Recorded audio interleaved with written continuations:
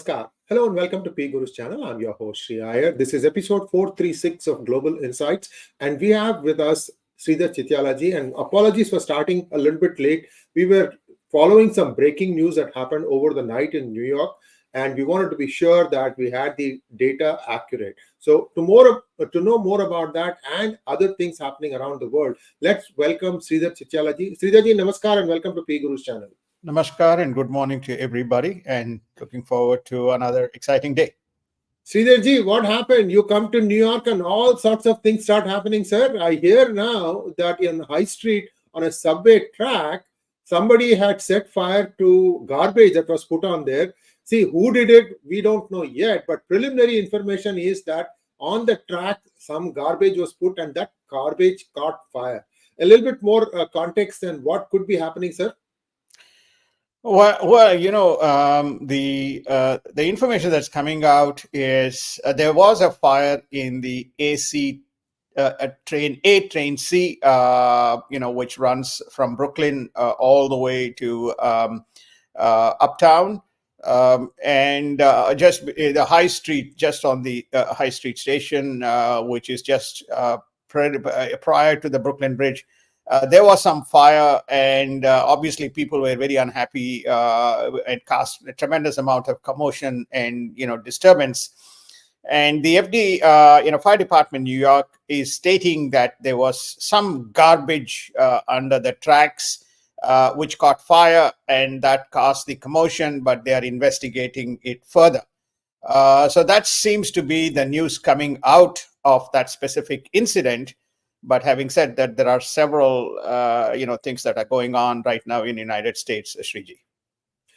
Thank you, sir. And viewers, there's a lot of Twitter videos on Twitter about what happened exactly inside the station.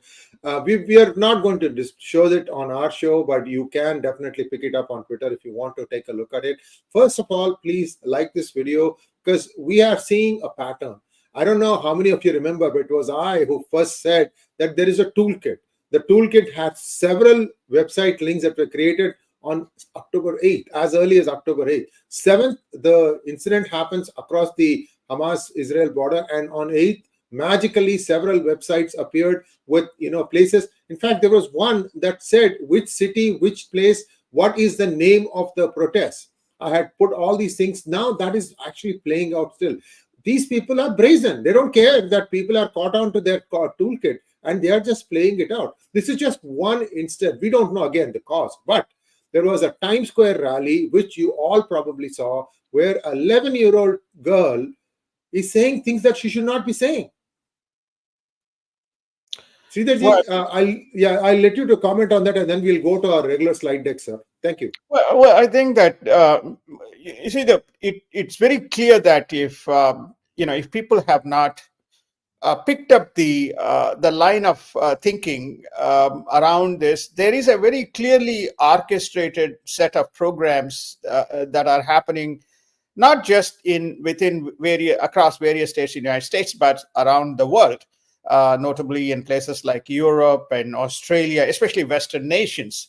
So with this specific incident, there's right in Times Square, there's supposed to be from Canada, the 11-year-old girl goes to a rabbi and tells him, go and kind of kill yourself because you guys are, harming Palestine. And she goes in front of the cameras and basically says, hey, you can't do anything to me because I'm from Canada.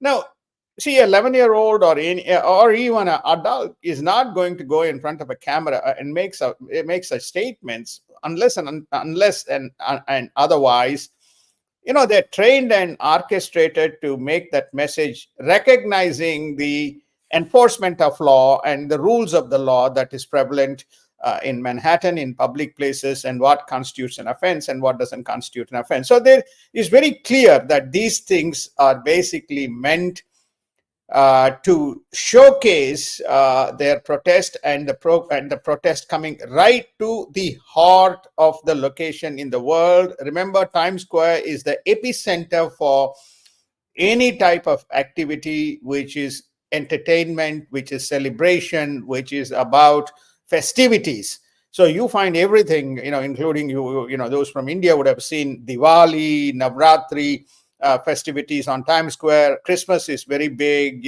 Thanksgiving is very big. And then, of course, the biggest event is the New Year Eve. Yes, indeed. And as the New York gears up to it, expect more fireworks, literally. And let's go to our slide deck. Let's have the slide deck up. There's a lot of information coming out today. In fact, well, stay tuned. There is a lot of stuff coming your way. Indo Pacific information is Indo China a giveaway by United States. In other words, is Biden washing his hands off of the Indo Pacific region? A lot of things are happening. Again, Sridharji, please expand on this. Why do you fear that US might not get involved too much in the Indo Pacific region, sir? It's very fascinating. Go back to the last two DGIs. We covered snippets of it in the last DGI. We laid out the framework. The 886 Defense Enhancement Bill that was passed with a big caveat, effectively to establish a joint forces operational command in Indo-Pacific. Why the operational forces command is joint forces, right? Not just a simple command center, is to prevent the Chinese deterrence. Right throughout Biden's presidency, he has indicated the biggest threat to United States is from China. So all our efforts will be focused. But lo and behold, his actions prove otherwise. The most pivotal action that has taken place is Japan, which is right at the what you call as the front end of the war. Remember, the Chinese have been threatening both Taiwan on one side and the Senkaku Islands, which is Japanese, on the other side. The Patriot missile, which provides the inward defense mechanism, is now being moved from Japan to Ukraine. Why? Because they believe that the army believes that China is not an imminent threat. So therefore, they're going to move it. Why are they going to move it? Again, they have acknowledged their equipment is getting depleted. So they have to now go and draw resources from around the world. So two admissions. One, they are letting open the South China Sea and nations to defend. This movement of Patriot missile is significant. And second, they're acknowledging they have a problem in terms of the supplies that they have for United States to fight a war. So these are very big statements, and we covered again the Philippines, which we'll cover again. So they have left the area open. There is no command. There's no joint operational command, and you only have navigating ships. In the event of an attack, how they're going to coordinate and manage, one never knows. It is like telegraphing the intent, sir. Even if you want to move a Patriot missile, why not do it quietly? And acknowledge that you have a problem with your supplies. And why do you send it to Ukraine? Ukraine is not strategic. South China Sea is, if you believe in any numbers, anything from $3.7 to $10 trillion of resources, a combination of natural gas as well as shale oil. Besides, 35% of the global trade flows through that specific corridor. And what you are doing, you are basically telling that you're going to leave that corridor open. In the next DGI, we will present the map. We have already shared, we have done detailed coverage in the earlier DGIs, a few months ago, but we will show how many Chinese ships are operating in the region. Now, this gentleman, President Biden, I don't want to use the word this gentleman, President Joe Biden, who had his association as a vice president with Obama. Remember, this is where it started, going back to 2008 to 2016, when slowly in Spratly Islands, we have I don't know whether we have a map, but we can, again, we'll probably show it in the next DGI. You can see that the Spratly Islands today is a full-fledged operational Chinese Air Force, Navy, and submarine command center. What started as nothing has turned, because from the 2008 to 2016, we turned a blind eye, and today China is posing an imminent threat to the region. Thank you, sir. Let's go to the next item, please. This is the Patriot missile, yeah. Okay. Now, next, please. Next slide. Next slide. Okay. Now, those two incidents, those two are not adequate. Biden says no Quad meet. Remember, the last Quad meet was in Japan on the back of the G7 and G20 meetings. They agreed to meet January to further coordinate set of actions. Now, the January meet in New Delhi after the Republic Day has been deferred. Remember, Quad is supposed to be security, trade, commerce, and supply chains coordination mechanism across the South China Sea, and it is supposed to be a defensive deterrence.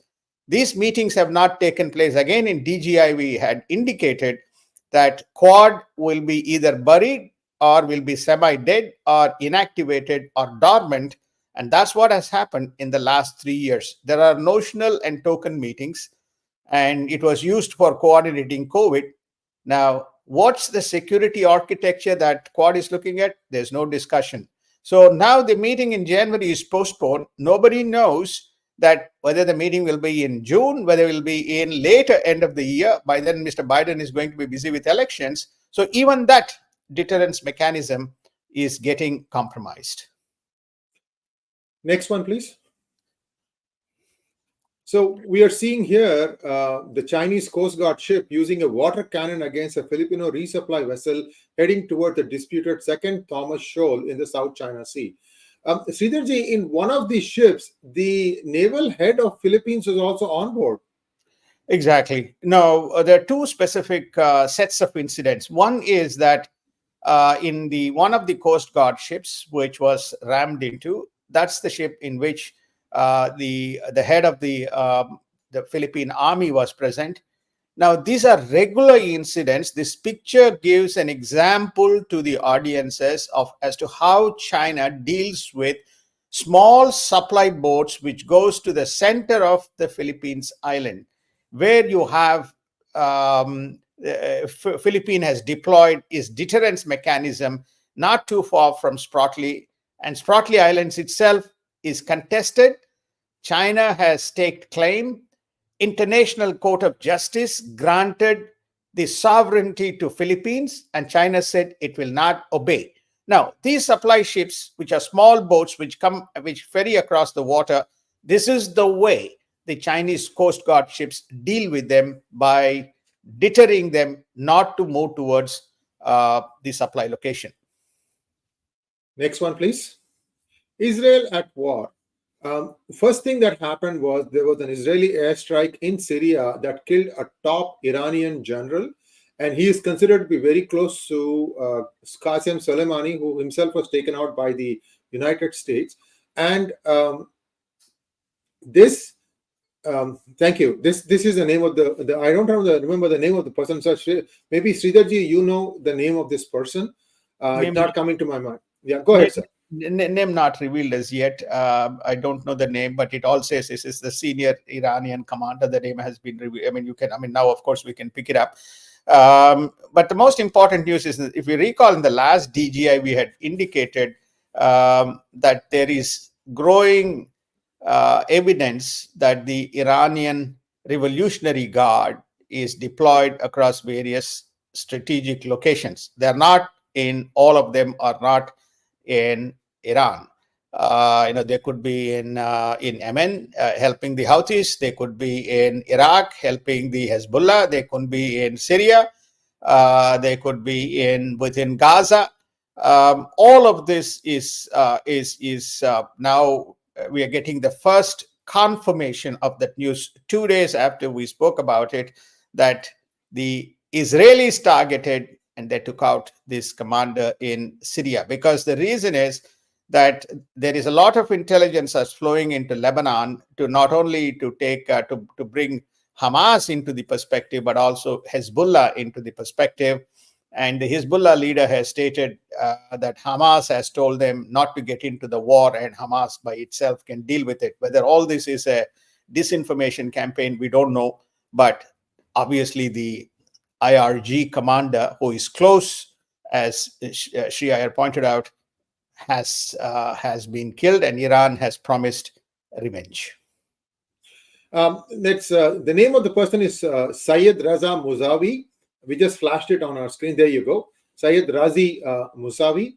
And Sridharji, we talked about in the previous DGI that there was a troop movement from Yemen towards Israel, and the thousands marching. And now we're also hearing that similar militia are marching from Syria through Lebanon towards the border of Israel. I mean, this is what are they planning to do, sir? I mean, this is not a day of, we can't fight on like they fought in Second World War. These people will be easily taken out by missiles. Well, I think what we are witnessing here, Sriji, is first and foremost a vacuum in global power. Vacuum. Okay. Why this didn't happen during between 2017 to 2020? Because President Trump was very decisive. His administration was very decisive, and the CENTCOM and the operational units in the Middle East around this region were very forceful in implementing and deploying and enforcing any kind of mischief that was happening. Now, it's almost like, everybody has been given their freedom to do at will what they need to do. We may cover this in a separate segment, but basically to say there was another incident that also happened, which is the Hezbollah also attacked the U.S. base in Iraq, and few soldiers, at least 3 soldiers injured. And of course, U.S. responded with drone attacks and taking out some of these rebels. So you can see what is happening here to your question, which is my second answer to this is that they see this as a decisive moment to go for establishing Palestine and the legitimacy of Hamas to rule Gaza. So it's going to be Palestine with Gaza being administered by Hamas. That's the agenda. That's the coordinated agenda that is being played out here. And they see how far they can push the barrel, because there is a weak and incompetent administration, if I have to use that word. If I'm impolite, I'm so sorry about it. That is prevalent right now in United States, Sriji. Sridharji, we know that the priorities of the Biden administration changed drastically after they took office, and suddenly Russia was identified as a main enemy. We've talked about this in DGI. So the biggest problem that I see is, why are they going after countries that have no skin in the game? For example, 3 Indian naval ships are now patrolling the seas to make sure that any cargo bound for India doesn't get these missiles launched at them. There is one missile that actually struck a ship off of the coast of Mangaluru, and looks like not much damage, but we still don't even know where it has originated from. Some say it has come from Yemen, some say that it has come from Iran, but these are long-range missiles. That should be a cause of concern. I mean, today it might be on one ship, tomorrow it could be on a city, sir. Well, at least at least so far, what I have heard is definitely from Yemen, not from Iran. They have both long-range missiles as well as short-range missiles. Remember, Yemen can target as far as possible into Saudi Arabia, especially around the East Coast. So therefore, they do have. How do they have? Well, it was given to them. Houthis are a militia. They are not an army. They are not a nation. They are people within Yemen, but they are militias trained and orchestrated to run the Shia agenda within Yemen. So to get back to your point, which is namely, why are Indian ships targeted in Indian waters? Okay, this is within Indian waters. This is not in international waters. This is not Hormuz or this is not Red Sea. This is within Arabian Sea, within Indian territory. Why? Well, amongst the defense and amongst the left-wing lunatic circles, if I have to use that, or left-wing liberal circles, there is an opinion that India is not towing the line and India is supporting Israel. Now, here in Washington, D.C., there was a report that came out. India has too much of strategic interest and alignment with Israel, driven by its defense needs. So while they may be sympathetic to Palestine, but their needs are very much aligned with its own, and Israel is the fourth largest defense partner for India. This is the type of propaganda that is being put out by the left-wing advocacy groups, if I have to use the phrase again. And this is what you are beginning to see. They say, "Oh, this is an Israeli resource." Remember, in Haifa, Adani has won the rights for reprocessing, and even supporting the excavation and drilling of the oil. So therefore, India and Israel have both a strategic partnership around the energy as well as on defense. So anything that has got India-Israel name, or anything that's got US-Israel name, you're going to find this Iranian militias aided by the left wing targeting the assets, Sree. Thank you, sir. And let's get back to our slide deck, please. Now, what we are seeing is that we touched upon this at the very opening, that we have people, coming up to rabbis and saying that, why don't you die? That video also has gone viral on social media. You guys can watch it there. Sridharji, this is not just one place. I have seen video after video. Most malls decorate up for Christmas and New Year, and there's a lot of foot traffic. But what one noticed were people disrupting what was happening in malls, shouting slogans. There's a clear intent to disturb what is considered an annual. In fact, this is the biggest event for many retailers, where they are hoping that what they start manufacturing right from, say, February of a year all the way up to November, because that by that time everything has to be shipped to the destination so that they can put them up on store shelves. So this kind of a disruption, it is looking too planned to have been done randomly. Like I said, when there is no other alternative but to believe that there must have been a toolkit.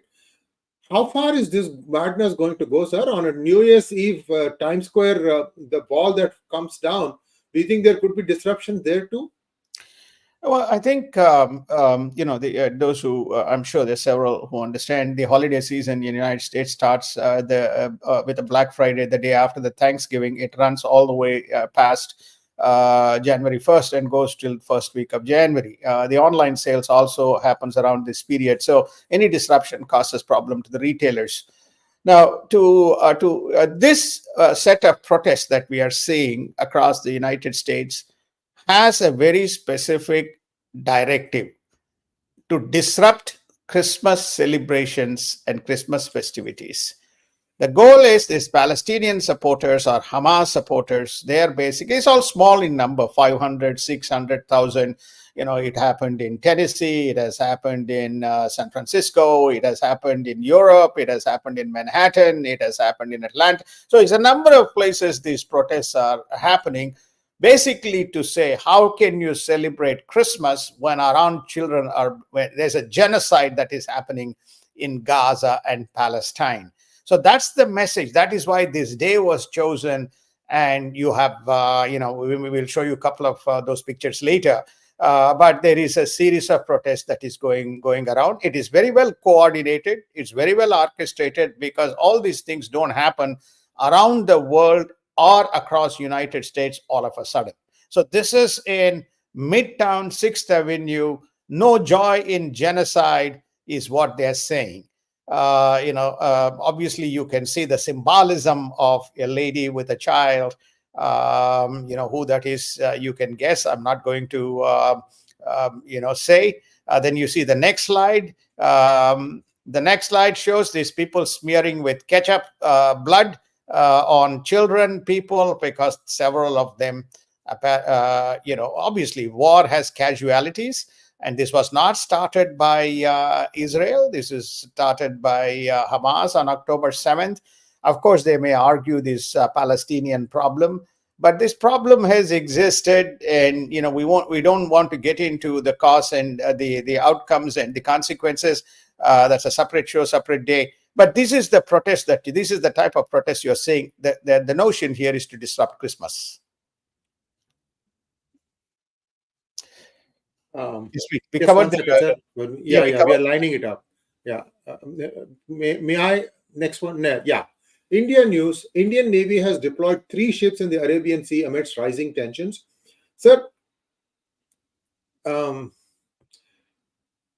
how play this one out for us? India has strategic partnerships with several Middle Eastern countries, and if there is going to be constant disruption, the Middle East countries are going to be starved of food supply, sir. As far as I know, much of the food that serves in homes and restaurants and people of KSA, Saudi Arabia, most of Middle Eastern countries, all that stuff comes from Mumbai. Well, we just need to wait for some more time to see whether there's a pattern or whether this was a mistaken incident, or whether it is an incident because sending a message to India, which is don't deal with Israel. We don't know. We just have to wait and see how this plays out. But as you correctly observed, India has strategic partnership with a number of GCC countries, right adjacent to Yemen, which is, I believe, where this thing came from, is Oman. And then next to Oman, yes, you have, Saudi Arabia, and then you have Bahrain, and then you have UAE, and many countries. India has a strategic corridor with, well, it's going to be interesting to see what happens. India has a strategic, trade and energy corridor with the UAE and Israel. So what's going to happen to, this? In fact, it was even called, I2U2, if you recall. So it's going to be interesting to see as to how this is going to play out in the longer term. India, Israel, UAE, United States. That was supposed to be the kind of the trade corridor assisted by United States joint. Originally, it was meant to be India, United Arab Emirates, and Israel. We covered this again. The size of the trade that is available or addressable in this specific segment in one of the DGIs. So how this is going to play out, Sree, is we need to wait and see. But if they act too much, then it is going to have too much of difficulties in terms of the food supply that would come. But what will happen is ministry, of course, External Affairs Ministry will immediately make a trip into the region and begin to engage people and say, okay, you now give us the assistance. If it's a quid pro quo, we'll help you, you help us. That's what is going to happen, and probably isolate Iran. Right now, none of the so-called Arab GCC states has directly or indirectly commented or acted on the stuff that is going on led by Iran in the region, Sree, if you carefully observe. Yes, indeed. Sometimes silence is not good, and this is one such instance. And we have to wait and see, because if the general area itself is getting disrupted, it is those very countries that are going to suffer more. That's all I can say. Next one, please. European news. Austrian German police on alert due to Christmas terror threat. Ukraine carries out an air assault on the Crimean port of Feodosia.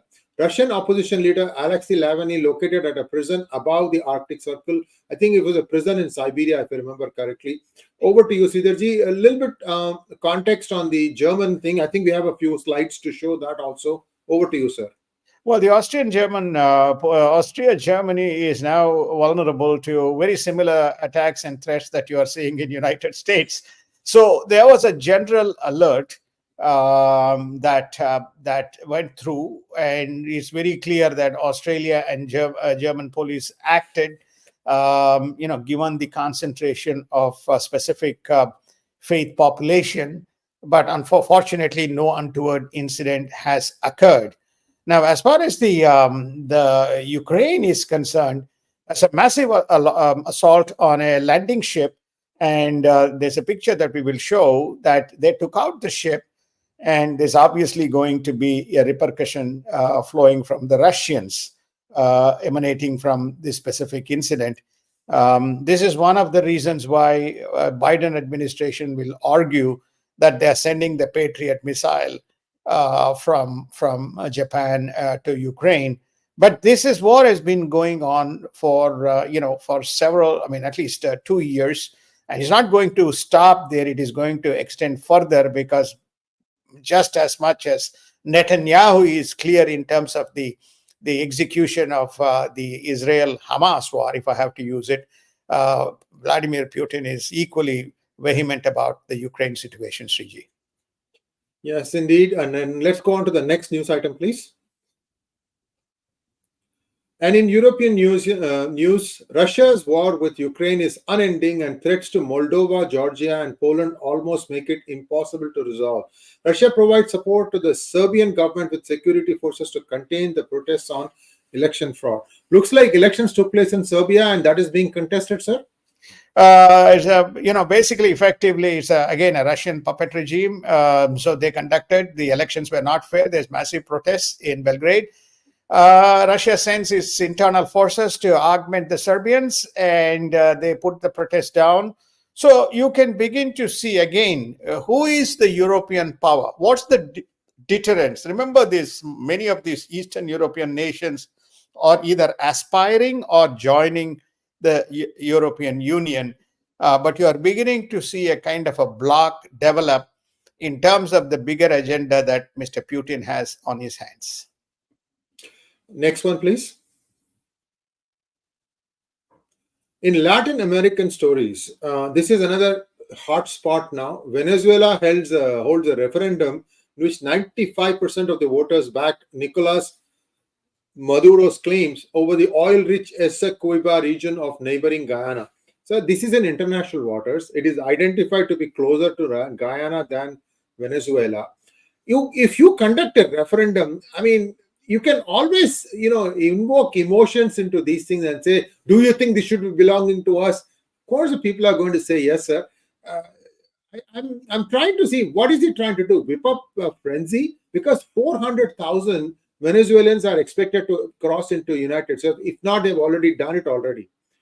And where is that part going to end up? Because many of the people who finance Venezuela project are sitting in New York wondering when they'll get their money. That's another story on its own, as to why Venezuela accepted all these things. Again, maybe you can throw some light on this, Sridharji.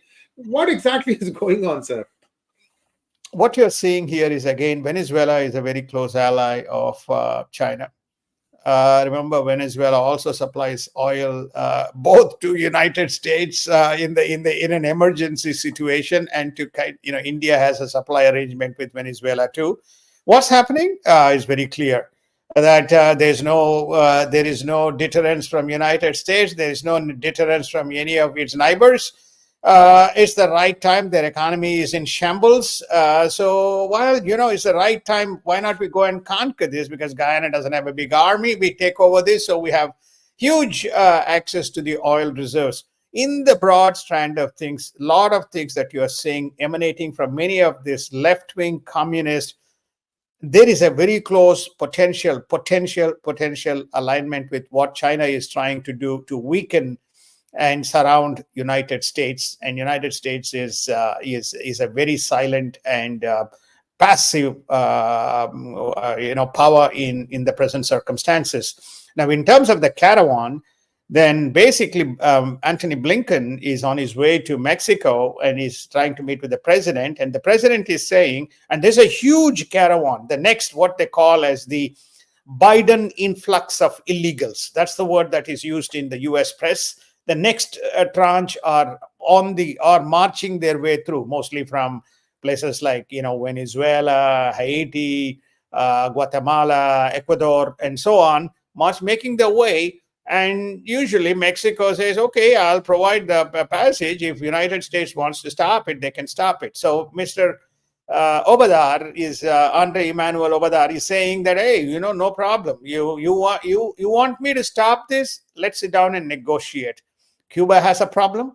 some of these nations who is sending their illegals, they have a problem. Why not you give them some aid? And why not you try to help those nations so that they can stop these people, fleeing, rather than asking me to do things? I don't think that's going to happen, because we are already, United States is already a bleeding balance sheet. We are already bleeding within United States. I don't know whether there is enough money to be sent. But this is another problem. By the way, these are not just illegals coming from these nations. There are a lot of other, from other nations, illegals coming in. And I think Sree has done a small video on the situation with these Indian illegals who are making their way to Nicaragua, and I'm told that they were told that they can easily, they will be allowed a passage into either US or Canada. So this is another problem that we are facing in United States, which is not only internal but global, but adjacent neighbors threatening to march into our country, and there is no mechanism to stop. Sree. Yes, indeed, a lot to ponder over, viewers, and this is clearly something that has been, taken up one notch, if you will, as Israel continues to pound Gaza. At this point of time, Israel is also trying several things. One of the things that it wants to do, I'm told, is that it wants to control the Egyptian border with Gaza, which Egyptians are pushing back. And the reason Israel says it wants to control it is because it thinks that inside what is left in the southern Gaza, because they've come up to the central Gaza, northern Gaza is completely cleaned up, at least in terms of what they think of as Hamas. So now when they try to set fire to some of these tunnels, you can see that it is spreading across the city. And that is causing some destruction. Of course, it's going to cause destruction. The reason it is believed that Israel wants to be on the managing that border is because they want to flush out any non-Gazans. This is what these people are afraid of. What we are saying, if there is SSG that is suspected from Pakistan, there is IRGC suspected from Iran, and there's also this group from Turkey. People are thinking that could also be there. Again, these are all speculations at this point of time. As to why Egypt doesn't want Israel to control, only Egypt can explain. Egypt tried to give a peace proposal that Gaza or Hamas refused to take. So lots of things in play. We thought that was going to come through, that the hostages would be released. We are also hearing some horror stories of what happened to the hostages, those who really were released and who made it into Israel. So Netanyahu is under a lot of pressure from those who are still waiting to hear from their near and dear, who are believed to be hostages. They are believed to be alive. Again, there's no proof of life thing. I don't see that kind of stuff. Sridharji, have you seen any proof of life photographs so they know that the near and dear are still alive, sir? No, there is none. I think that they're slowly, as they dig through and look at these tunnels and debris from hospitals and other locations, they fear that many are dead. That is the general. There is no information flowing through, and what they discover is they discovered, I think, 3 or 5 more bodies yesterday in one of the tunnels, obviously killed, and bodies sent for investigation as to what was the cause of the death. So that's on that. I just want to have 2 or 3 closing kind of observations, then I'll pass it back to you.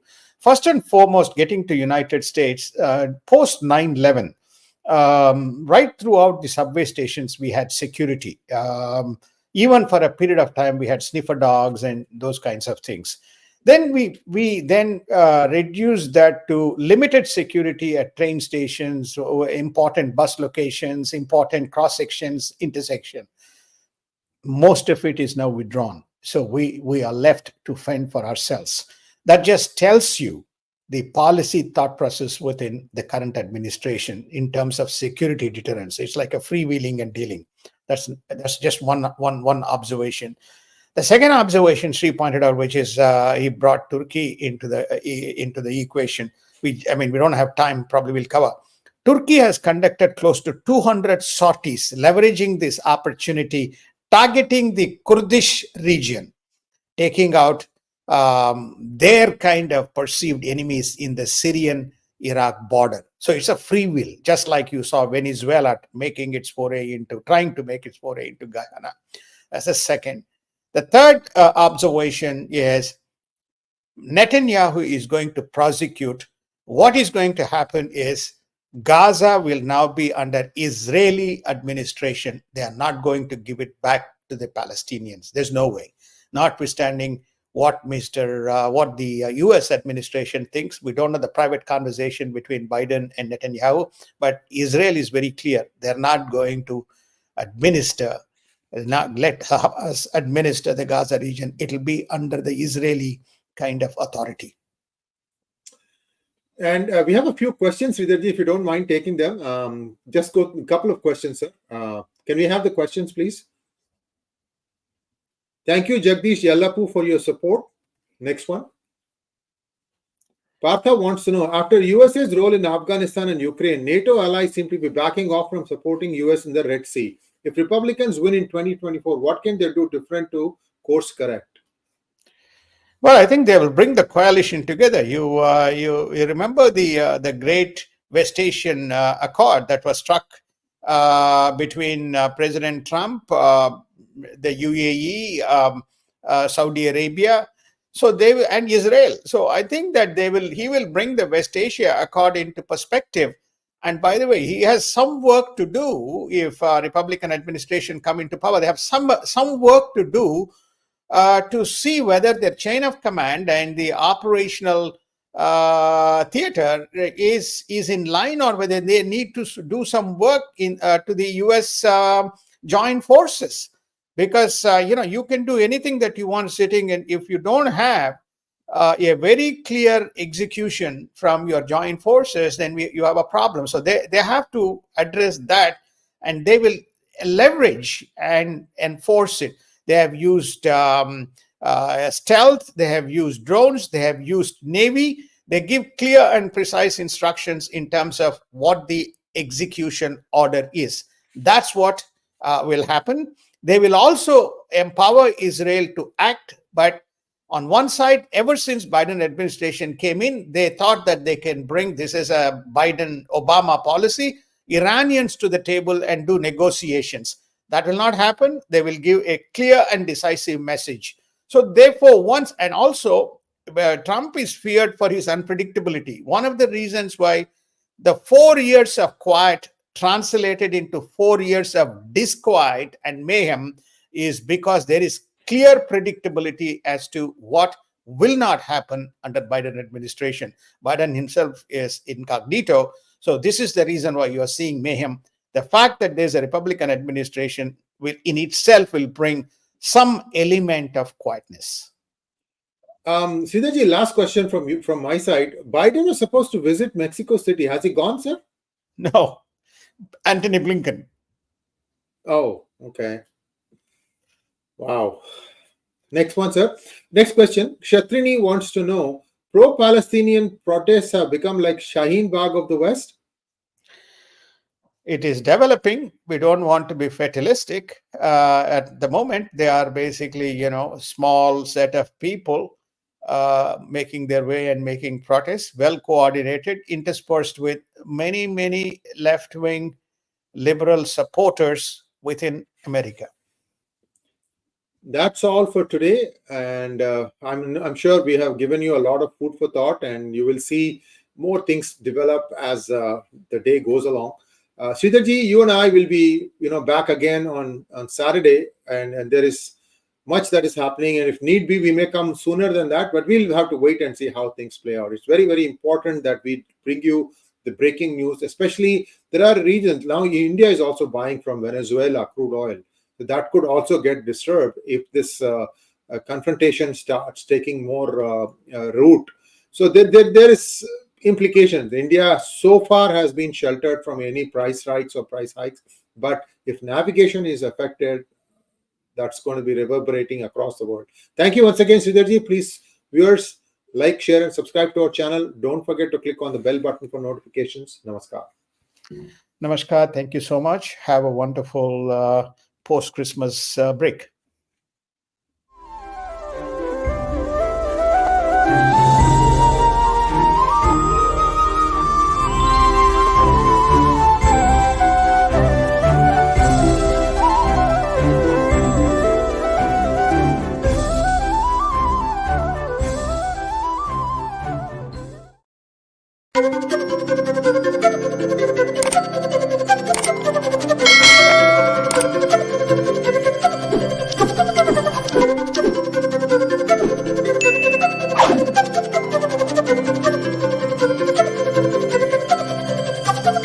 Bye.